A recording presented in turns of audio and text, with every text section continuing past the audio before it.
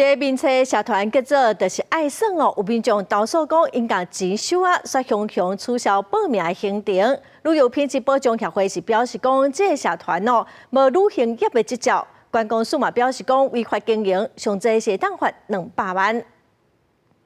有2.6万外名社员的，就是爱玩经营亲子的客群，毋但举办冬夏令营，也有毕竟的游艇，佮有卖票，伫家长款算是真出名。最近却发生讲，真侪人互通知讲，已经付钱的团都要互取消。就是爱玩的创团人，也是股东的张小姐，出示甲负责人所县市内部的对话简讯，表示是甲对方因为事有争论，协调无结果，对方就甲公司的考责扣掉咧。公司现在要结束营业，要做清算登记的部分，把大家所填写的退款的这些费用呢，列为就是公司在结束前的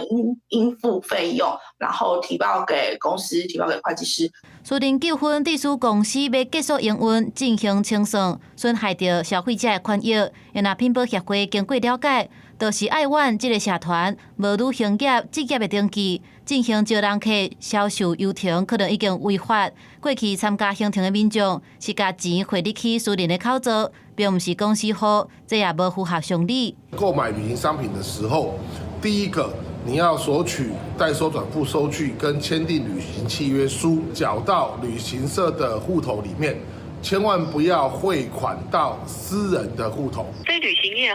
不得经营旅行业务，这是当然，但是呢，是否有经营的事实呢？会需要依照个案的事实来查处。伫过去也有袂少网庆带团引发争议的案件，也有部落格的经营者因为安尼防法，为着阻止无照带团的乱象，今年1月开始，法定观光条例修正草案上路，对无领照煞经营观光产业，上悬会当罚200万。观光署提醒民众买游艇，游玩爱选择合法的旅行社。公司新闻采访报道。